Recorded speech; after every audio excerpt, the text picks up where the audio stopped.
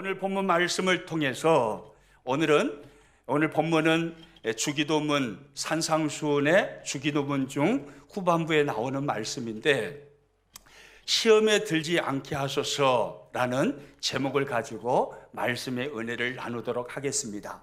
오늘 보면 마태복음 6장 13절 말씀 화면 보고 같이 읽습니다. 우리를 시험에 들게 하지 마시옵고 다만 악에서 구하시옵소서. 우리가 지난 주일날 말씀을 나눈 것처럼 예수님은 용서에 관하여서 말씀을 하셨습니다. 그리고 곧바로 이어서 시험에 들게 하지 마옵시고 다만 악에서 구하시옵소서, 이 기도를 말씀해 주셨습니다. 하나님 앞에 용서받는 삶 사는 것 중요합니다. 그리고 중요한 것은 시험에 들지 않는 삶이고 악에서 구함을 받는 삶이 중요하다, 이 말이죠.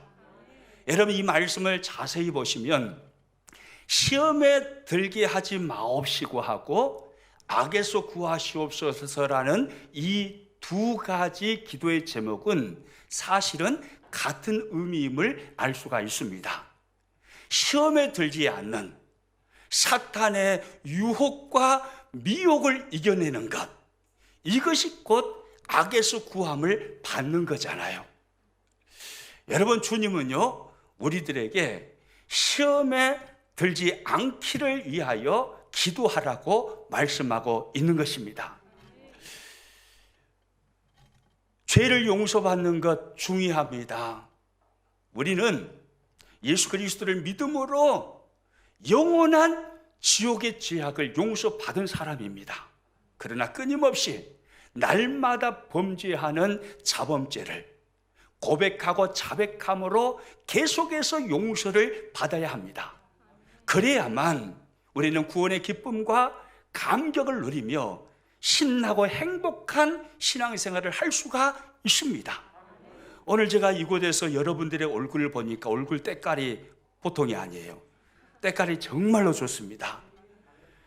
성령의 은혜로, 주의 보혈로 죄사함의 은총을 풍성하게 누리고 계신 것 같아요. 그러니까 때깔이 좋은 거예요. 뿐만 아니라요, 하나님의 나를 향하신 십자가의 그 큰 사랑을 아는 자는 나에게 죄를 범한 타인을 용서하라고 주님은 말씀하십니다. 그를 용서해야 합니다. 이것은 하나님의 명령입니다. 또한 그를 용서해야만 내가 사는 것입니다. 그러나 거기에서 끝나면 안 됩니다. 나의 죄를 자백함으로 용서받고 타인의 죄를 주님의 사랑을 깨달음으로 용서해주는 삶을 살아야 되지만 한 걸음 더 나아가서 우리는 시험에 들지 않는 죄악을 이기는 삶을 살아야 합니다. 어떻게 보면 이것이 더 중요할 수 있어요. 여러분, 예수님께서 복음서를 들어가 보시면 가늠하다가 현장에서 잡혀온 여인을 향하여서 주님은 그렇게 말씀하십니다. 나도 너를 정죄하지 아니하노니 다시는 죄를 범하지 말라. 이것이 주님의 말씀이었습니다. 다시는 죄를 범하지 말라. 성령으로 거룩함을 입은 하나님의 백성들이 죄를 이기는 삶, 다시는 죄를 범하지 아니하며 의의 삶을 살아가는 삶, 이것이 대단히 중요하다, 이 말입니다. 예수님은 오늘 본문을 통해서 시험에 들게 하지 마옵시고 라는 기도의 제목을 우리에게 가르쳐 주셨습니다. 그러면 예수님께서 말씀하신 본문의 시험은 무슨 의미일까요? 성경을 보시면 시험이라는 단어가 많이 나옵니다. 이 시험이라는 이 단어는 언어적으로 보면 두 가지 의미로 해석이 가능합니다. 페이라스모스라는 단어인데 첫 번째 의미는 시험이라는 테스트의 의미입니다. 하나님께서 하나님의 백성들에게 시련을 주시고 시험을 하신다, 이 말이에요. 두 번째 의미는 유혹이라는 의미의 temptation이라는 단어입니다. 그러니까 이 유혹은 하나님이 주체가 되셔서 하나님이 유혹을 하시는 걸까요? 아니면 사탄이 주체가 되어서 사탄이 유혹을 하는 걸까요? 그렇죠. 사탄이 유혹을 하는 것입니다. 우리는 성경을 읽으면서요, 이 시험이라는 단어를 만났을 때 그 의미를 잘 구분해야 합니다. 그러지 않으면 성경이 이상하게 이해되고 읽어질 수 있어요.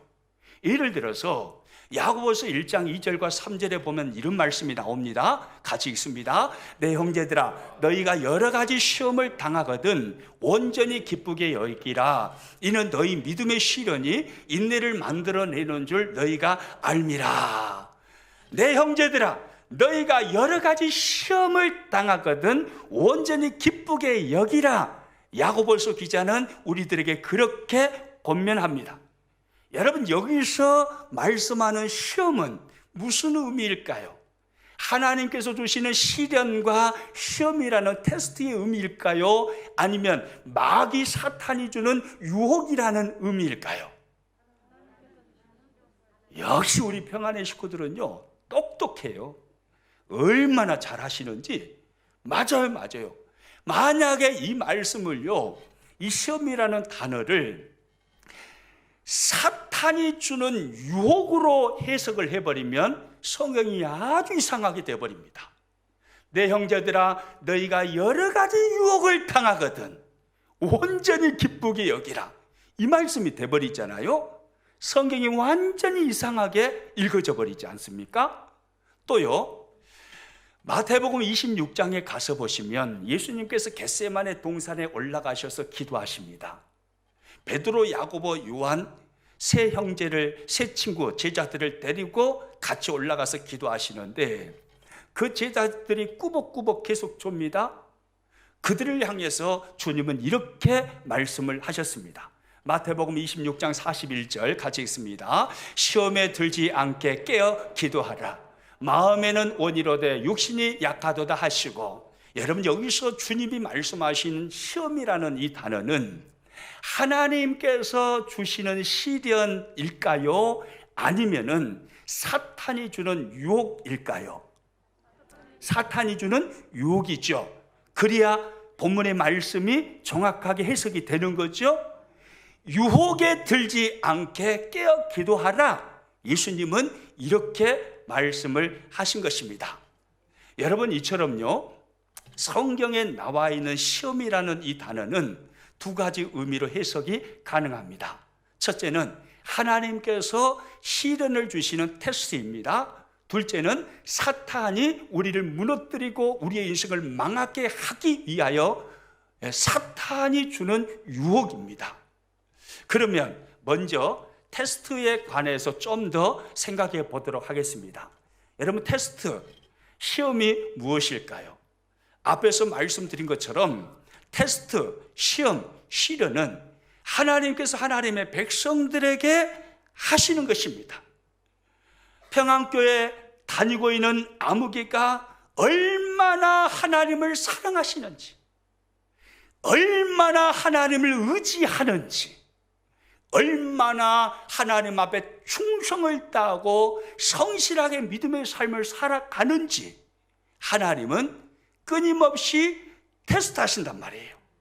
하나님은 시험하시는 하나님이세요. 여러분, 시험하시는 이유가 뭘까요? 하나님께서 저와 여러분을요, 위대한 그리스도인으로 세워서 큰 사명을 맡기시려고 할 때에 먼저 우리를 테스트해 보시는 것입니다. 이 일을 감당할 수 있는 사람인지 감당할 수 없는 사람인지 하나님께서 테스트하시는 거예요. 하나님께서 상상할 수 없는 엄청난 축복을 내 인생의 미래에 부어주시기 전에 먼저 하나님은 테스트하십니다. 그 어마어마한 풍성한 은혜와 복을 누릴 수 있는 사람인지 누릴 수 없는 사람인지 하나님은 테스트하신다 이 말이에요. 창세기 22장에 가서 보시면요, 하나님께서 아브라함을 믿음의 조상으로 세우시기 전에 테스트를 하십니다. 여러분이 잘 알고 계신 것처럼 아브라함은 100세의 아들 이삭을 얻었습니다. 그러니까 얼마나 이 아들이 예쁘겠어요. 애지중지 키웠을 것입니다. 눈에 넣어도 아프지 않을 아들이지 않겠어요? 25년 동안 하나님의 약속의 말씀을 듣고 기도했습니다. 25년 만에 하나님께서 아브라함에게 태문을 여시고 이 아들을 주셨어요. 얼마나 귀한 아들이겠어요. 그런데 아들 이삭이 청소년쯤 되었을 때 하나님은 어느 날 갑자기 아브라함에게 찾아오셔서 말씀하십니다. 테스트 하시는 거죠. 창세기 22장 2절 말씀 같이 읽습니다. 여호와께서 이르시되 내 아들 내 사랑하는 독자 이삭을 데리고 모리아 땅으로 가서 내가 내게 일러준 한 산 거기서 그를 번제로 드리라. 하나님의 명령이에요.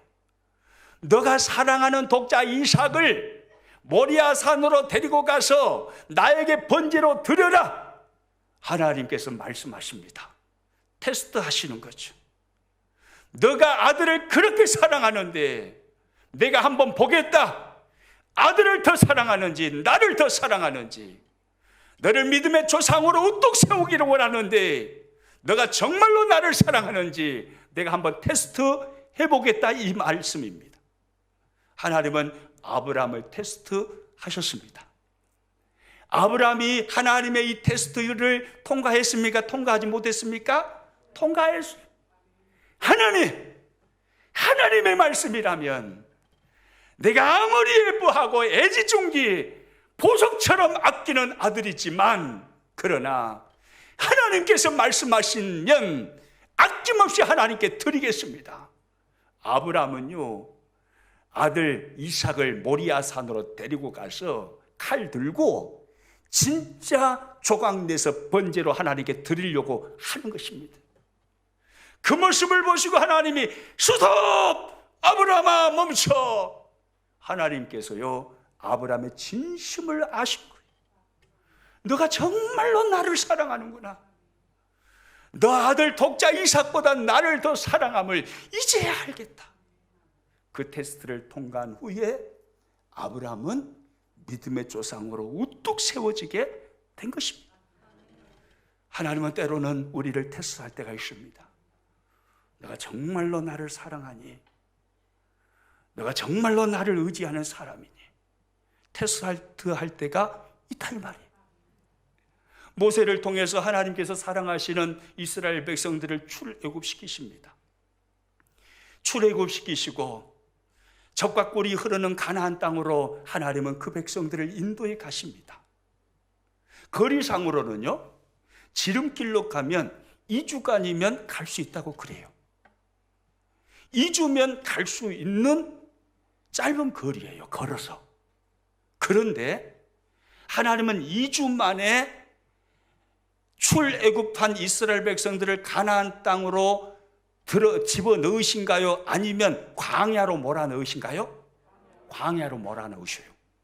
광야로 몰아넣으셔가지고 거기서 뺑뺑이를 계속해서 돌려버리시는 거예요. 그것도 40년 동안.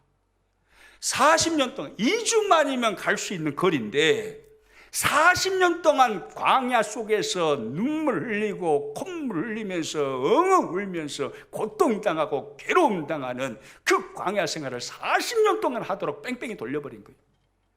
여러분, 왜 하나님 그렇게 하셨을까요? 그들을 사랑하시면서 말입니다. 사랑하셔서 모세를 거기에 보낸 거예요. 그래서 바로의 머리를 박살 내버리시고 그들을 구원해내셨어요. 그렇게 사랑하시는 하나님께서 왜 그러냐, 그 말씀이에요. 이유는 간단합니다. 가나안 땅에서 누리게 될 어마어마한 축복, 앞으로 누리게 될 그 풍성한 은혜, 그 축복을 누리기에 합당한 그릇 준비를 광야 40년 동안 이스라엘 백성들 가운데 행하시는 것입니다. 그릇 준비시켜 주시는 거예요. 너는 장차 이와 같은 엄청난 복을 누릴 사람이야. 너가 한 번도 경험해보지 못한 상상을 초월하는 은혜를 누릴 사람이야. 근데 그 은혜를 누리려면, 그 축복을 누리려면 준비가 돼야 되잖아요.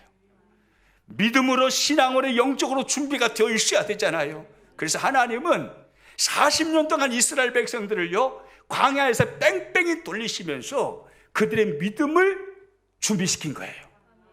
엄청난 축복을 누릴 수 있는 축복의 그릇으로 광야에서 만들어 가신 겁니다. 이건 제 말이 아니에요. 성경에 나오는 말씀입니다. 신명기 8장 16절 말씀 같이 읽습니다. 내 조상들도 알지 못하던 만나를 광야에서 내게 먹이셨나니 이는 다 너를 낮추시며 너를 시험하사 마침내 내게 복을 주려 하심이었느니라. 할렐루야. 하나님께서 광야로 이스라엘 백성들을 이끄시고 그들을 시험하십니다. 테스트하십니다. 시련을 주십니다. 눈물 나는 삶을 주십니다. 왜입니까? 이유가 뭡니까? 성경은 이렇게 말씀합니다. 따라서 합니다. 마침내 내게 복을 주려 하심이었느니라. 아멘입니까? 마침내 내게 복을 주려 하심이었느니라. 하나님께서 예비하신 가나안 땅에 젖과 꿀이 흐르는 엄청난 복을 주시려고 그것을 누리기에 합당한 그릇 준비를 시험을 통해서, 시련을 통해서 광야라는 장소에서 40년 동안 연단하시고 훈련하시고 준비시켰다, 이 말씀인 거예요. 할렐루야. 저와 여러분이 믿는 하나님이 바로 이 하나님입니다. 내가 믿는 하나님이 어떤 하나님인가 우리는 정확하게 이해하고 신앙생활을 해야 돼요. 무작정 복을 주시고 무작정 은혜를 주시는 분이 아니에요. 누릴 수 있는 영적 성장도 되어 있지 않은데 막 부어주면요, 그것 때문에 더 망해요. 그래서 하나님은 누릴 수 있는 영적 성숙을 시련과 광야라는 장소에서 훈련하시고 연단하셔서 준비시켜 주시는 것입니다. 그러므로요, 오늘 저와 여러분 삶 속에 남다른 시련이 있어요. 남다른 아픔이 있어요. 왜 나에게는 하나님이 이러시는지 모르겠어요. 어째 하필이면 나요. 하나님 해도 너무하시네, 참말로. 이것이 한두 번이야지. 계속해서 꼬리에 꼬리를 물고 이렇게 광야 생활 40년이 아니라 80년 동안 뺑뺑이 돌려보면 내가 어떻게 살라고 그럽니까? 하나님 너무하십니다. 이렇게 할 게 아니라요, 남다른 시련이 나에게 찾아온다, 남다른 시험이 찾아온다, 그러면 감사해야 합니다. 왜냐하면 남다른 시련과 시험을 주심은 남다르게 쓰시고자 하는 하나님의 계획이 숨어있기 때문인 거예요. 남다른 시련이 있다는 것은요, 남다른 축복을 미래에 예비해 놓으시고 주님이 주실 축복, 그 엄청난 것을 준비하시고 그 축복을 누리기에 합당한 자로 남다른 시련 속에서 나를 준비해 가시는 것입니다. 제가 신앙생활 해보니까 하나님은 정확하게 그 하나님이시더라고요. 순천평안교회 여러분과 같은 천사들을 만나게 하시려고요, 하나님은 저를 20년 동안 부교육자 시키셨습니다. 20년 동안 뺑뺑이 돌리셨어요. 20년 동안 4번의 교통사고를 통해서요, 생사를 왔다 갔다 하면서 하나님을 바라보게 만드셨습니다. 그때는 몰랐습니다. 왜 하나님이 이러시는지. 하나님이 해도 너무하는 거 아닙니까? 이런 생각도 솔직히 들었고 그런 말도 한 적도 있습니다. 그런데 지금에 와서 고백할 수 있습니다. 이 은혜 주시려고, 이 축복 주시려고 평안의 식구들과 함께 12.12 온포인트 비전을 가지고 지역복음화, 민족복음화, 세계복음화를 이루어가는 놀라운 하나님의 사명을 이루도록 하시기 위해서 평안교회 천사들과 같은 우리 평안의 식구들 만나게 하시려고 하나님이 그러셨구나. 수많은 연단과 부교육자 시절 수많은 세월 동안에 훈련받게 하셔서 교회를 멋지게 이끌어가게 하시려고 나를 그토록 훈련시키셨구나. 지금은 고백할 수 있습니다. 이게 저만의 고백인가요? 여러분들의 고백도 되는 줄로 믿습니다. 그래서 우리는 이렇게 찬양해요. 왜 나만 겪는 고난이냐고 불평하지 마세요. 고난의 뒤편에 있는 주님이 주실 축복 미리 보면서 감사하세요. 다시 한번 같이 불러봅니다. 왜 나만 겪는 고난이냐고 불평하지 마세요. 고난의 뒤편에 있는 주님이 주실 축복 미리 보면서 감사하세요. 할렐루야. 저는 우리 평안의 식구들이요, 이 찬양의 가사와 같이 신앙생활 하시기를 축복합니다. 남다른 고난이 찾아와요. 남다른 시련이 있어요. 남다른 시험이 찾아와요. 견딜 수가 없어요. 왜 나에게 하나님은 이러시는지 자꾸 의문이 듭니다. 그때 주님이 주실 축복 믿음의 눈으로 바라보십시오. 이유 없이 시련 주시는 게 아니에요. 주님이 주실 축복 예비하시고 그 축복을 누릴 그릇 준비, 남다른 시련의 현장에서 하나님께서 시키시는 것입니다. 저는 이것이요 진리라고 믿습니다. 할렐루야. 그 다음에요, 성경이 말하는 시험의 두 번째 의미, 템프테이션, 유혹이라는 것은 무엇일까요? 앞에서도 언급한 것처럼 이 유혹은 하나님께서 주체가 되셔서 하나님이 주시는 게 아닙니다. 누가 주체가 됐죠? 사탄이 주체가 되는 거예요. 마귀가 주체가 돼가지고 마귀가 주는 것입니다. 우리가 예수님 믿고 구원받았지만요, 우리 안에는 부인할 수 없는 죄의 소원이 있어요. 자꾸 죄를 범하고 싶은 욕망이 있다 이 말이에요. 나도 모르게 죄에 끌려갑니다. 우리 안에 죄성이 있습니다. 마귀는요 끊임없이 우리 안에 있는 죄성을 충동질하는 거예요. 야, 뭐 들라고 매 주일마다 교회 가냐? 밖에 나가서 놀아보러. 저기 꽃구경도 가고 순천만 국가정원 보니까 허블나게 좋더만 거기 가서 스카이큐브도 타고 그래 보러. 마귀는요 막 유혹하는 거예요. 우리의 죄성을 막 충동질해서 하나님께로부터 멀어지게 만드는 거죠. 여러분, 마귀가 이렇게 유혹하는 이유가 뭘까요? 목적이 뭘까요? 하나님께서 그러하시는 것처럼 저와 여러분이 복을 누리도록 하려고 마귀가 그렇게 할까요? 은혜 누리도록 하려고 그렇게 할까요? 아니에요. 망해버려라 이 말, 망해버려라. 내 말 따라오다가 망해버려니 이게 마귀예요. 요한복음 10장 10절 주님이 하신 말씀 같이 읽어봅니다. 도둑이 오는 것은 도둑질하고 죽이고 멸망시키려는 것뿐이요 내가 온 것은 양으로 생명을 얻게 하고 더 풍성히 얻게 하려는 것이라. 할렐루야. 도둑은 마귀를 비유적으로 주님이 말씀하시는 겁니다. 사탄이 오는 것은, 마귀가 오는 것은 네 인생 행복하게 하려고 오는 게 아니다. 마귀가 너에게 찾아와서 너를 미혹하고 유혹하는 것은 네 인생 복되게 하려고 하는 게 아니다. 도둑질하고 죽이고 멸망시키려는 그 이유 때문에 오는 거다. 한마디로 말하면 네 인생 망하게 하려고 오는 거다 이 말이에요. 그러므로 우리는요 마귀의 유혹을 물리쳐야 할 줄로 믿습니다.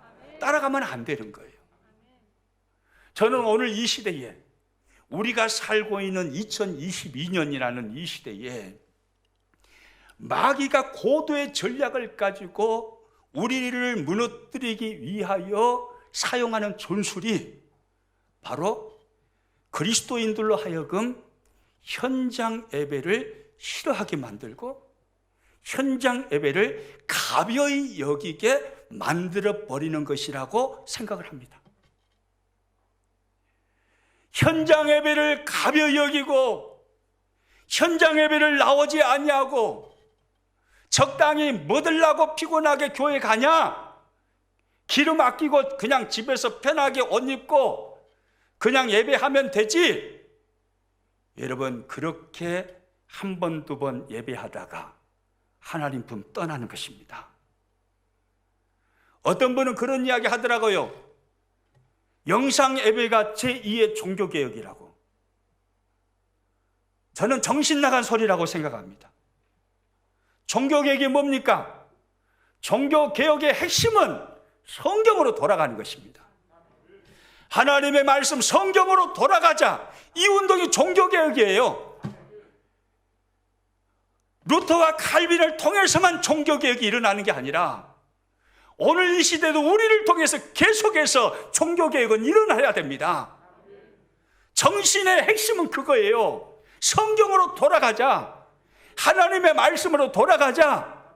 이게 종교개혁이에요. 그러면 어디 성경에 현장 예배 가벼이 여기고 환경을 따라서 영상 예배를 즐기고 영상 예배 대충대충 하나님 예배해라. 이런 말씀이 어디가 있습니까? 진짜 종교개혁을 이 시대에 일으킨다면 우리는 성경으로 돌아가야 됩니다. 성경으로 돌아가서 현장 예배를 고집해야 돼요. 할렐루야. 여러분, 사도행전 2장에 가서 보시면 예수님께서요 구속의 사역을 완성하신 후에 승천을 하십니다.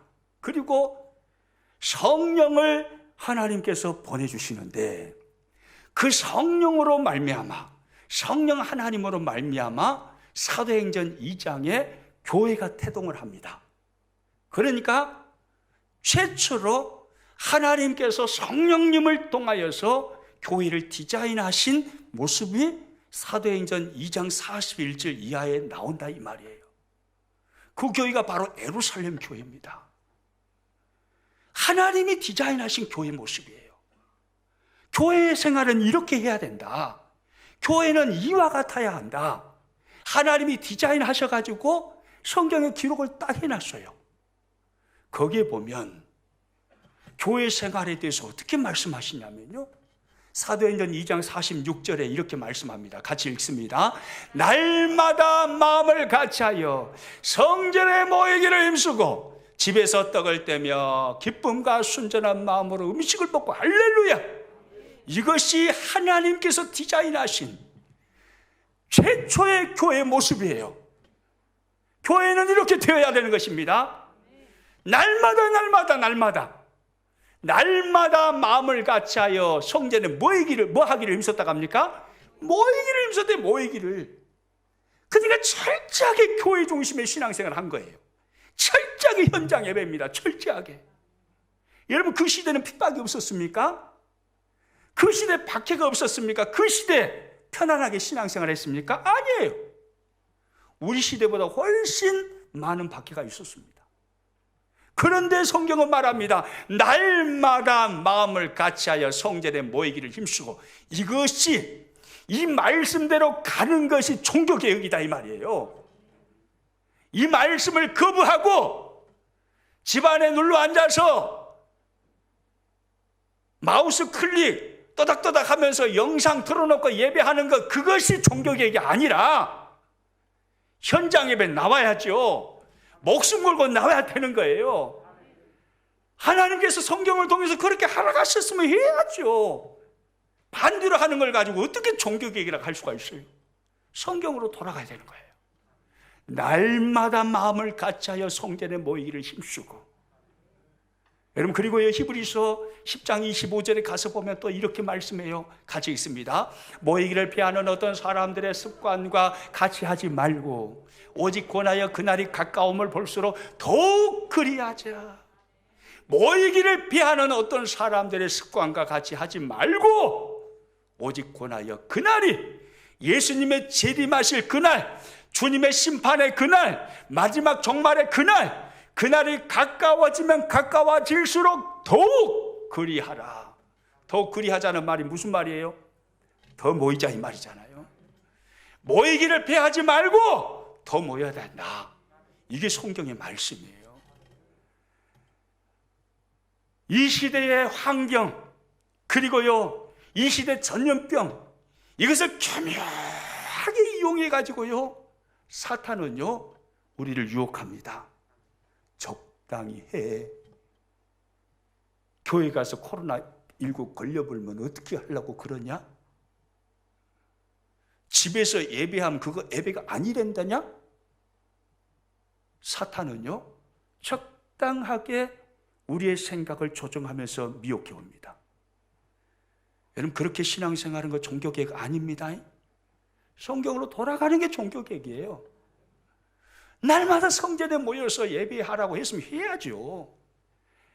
모임을 피하지 말라고 했으면 피하지 말아야죠. 더 열심히 모여야죠. 할렐루야. 야, 오늘 보니까 이렇게 많은 분들이 오셔가지고요 하나님께 예배하니까 얼마나 좋은지 몰라요. 여러분, 우리 목숨 걸고 현장 예배 사수하면서 성전에 모이기를 힘쓰시기를 축복합니다. 하나님께서 디자인하신 예루살렘 교회 예배 모습을 닮아가기를 축복합니다. 적당하게 체육복 입고 적당하게 잠옷 입고 다리 쫙 펴고 그냥 예배 때우시기 식으로 해서는 안 되는 거예요. 현장에 나와서 목숨 걸고 하나님을 찬송하고 이 예배가 내 인생의 마지막으로 드려진 예배인 것처럼 최선을 다해서 열정을 품고 하나님 앞에 뜨겁게 예배해야 되는 거예요. 할렐루야. 코로나 걸려가지고 죽으면 숨겨져. 그럴 각오로 예배해야죠. 열정을 다해서 하나님을 찬송하다가 숨 멈춰가지고 여기서 꼴가닥하고 죽으면 숨겨져. 그런 각오로 하나님을 예배해야죠. 우리 교회가 진정한 종교개혁을 일으키기를 축복합니다. 할렐루야. 다시 한번 오늘 본문으로 돌아봅니다. 오늘 본문 마태복음 6장 13절 말씀 가지고 있습니다. 우리를 시험에 들게 하지 마시옵고 다만 악에서 구하시옵소서. 앞에서 살펴본 것처럼 성경에 나오는 시험은 두 가지 의미가 있습니다. 첫째는 하나님께서 주시는 시련, 우리를 테스트하는 겁니다. 우리의 그릇 준비를 해 주시는 것입니다. 그리고 두 번째 의미는 마귀의 유혹이 있습니다. 우리를 무너뜨리기 위해서, 우리의 인생을 망하게 하기 위해서 마귀가 미혹하고 유혹해 옵니다. 그러면 오늘 본문에서 예수님께서 말씀하신 우리를 시험에 들게 하지 마시옵고 라고 말씀하신 이 시험이라는 이 단어의 의미는 하나님이 주시는 테스트를 의미할까요? 아니면 마귀의 유혹을 의미할까요? 예? 그래요, 마귀의 유혹이죠.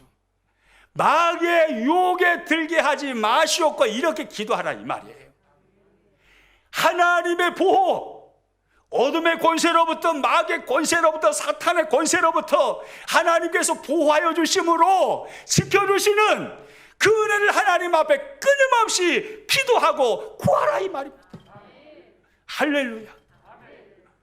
저와 여러분은요 마귀의 유혹을 이기는 자로 살아야 합니다.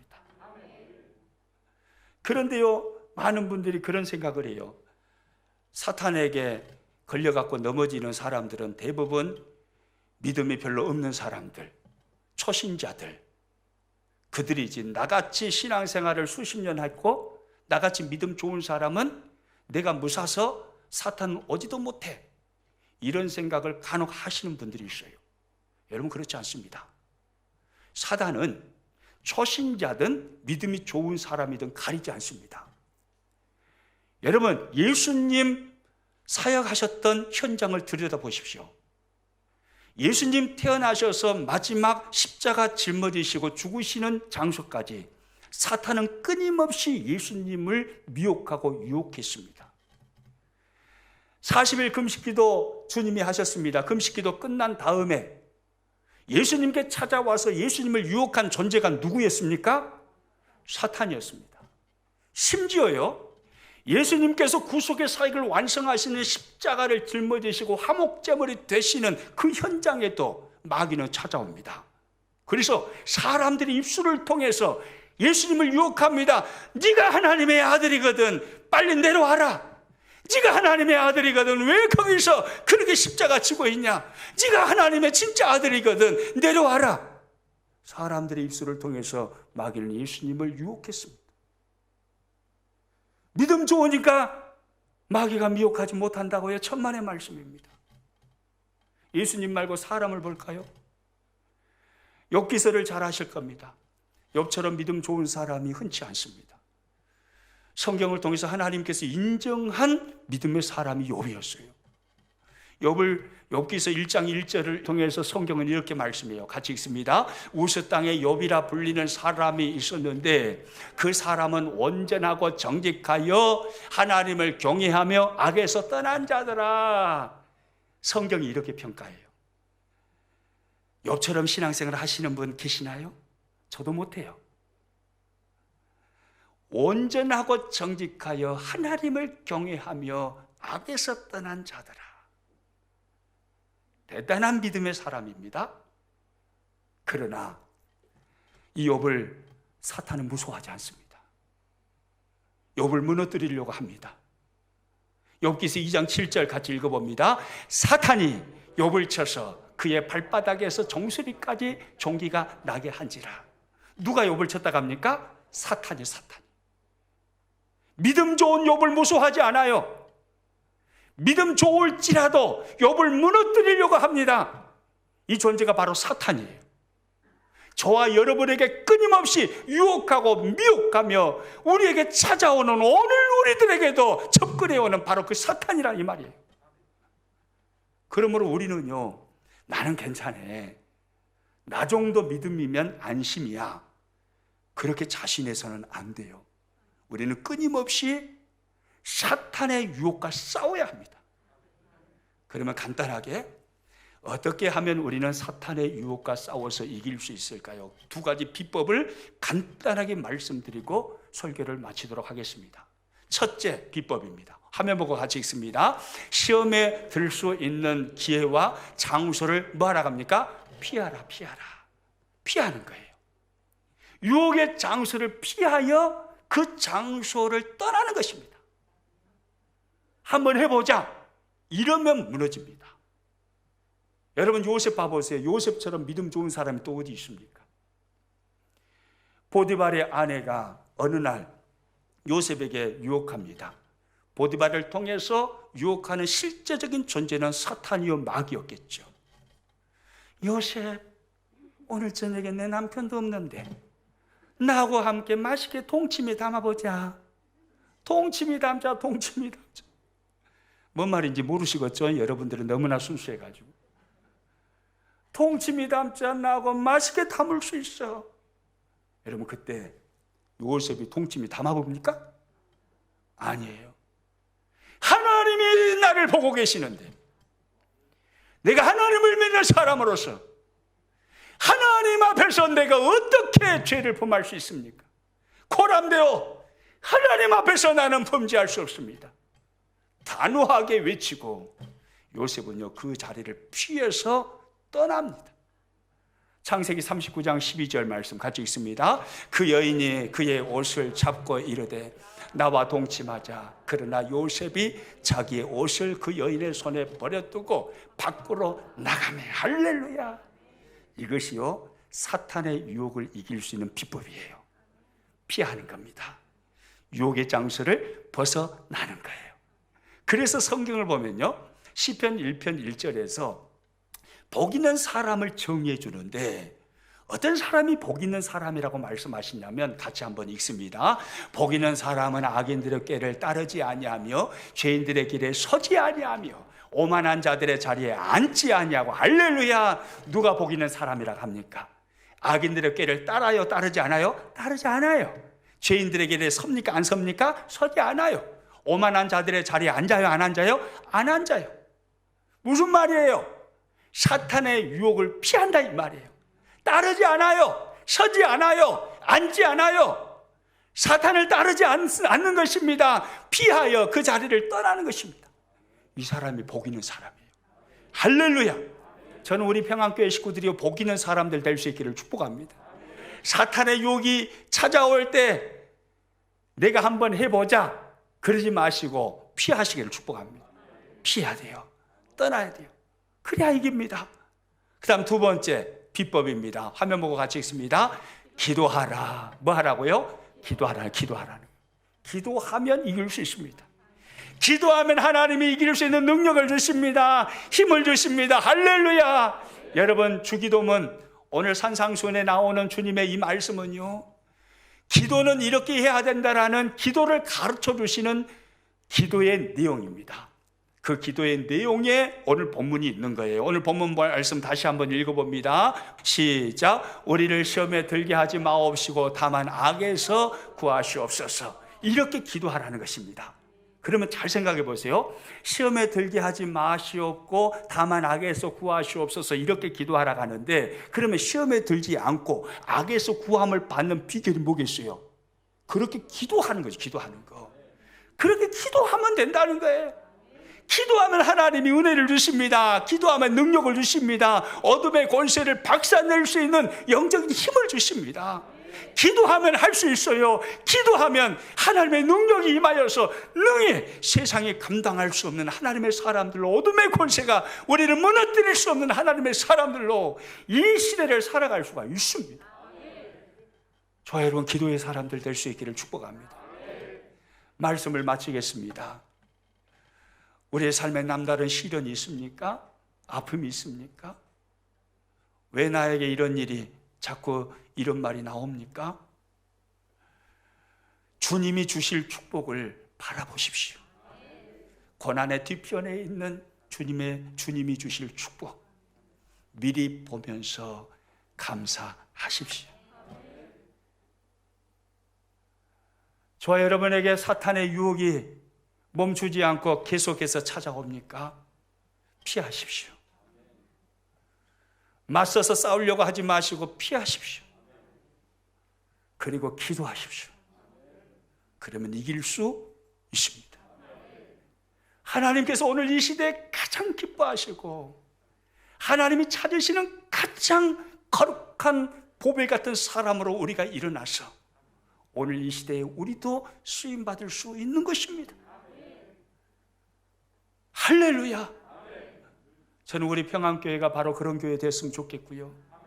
우리 평안교회 식구들이 그 놀랍게 거룩한 사람으로, 사탄의 유혹을 이김으로 거룩한 사람으로 이 시대에 쓰임받으시는 위대한 하나님의 백성들이 되시기를 축복합니다.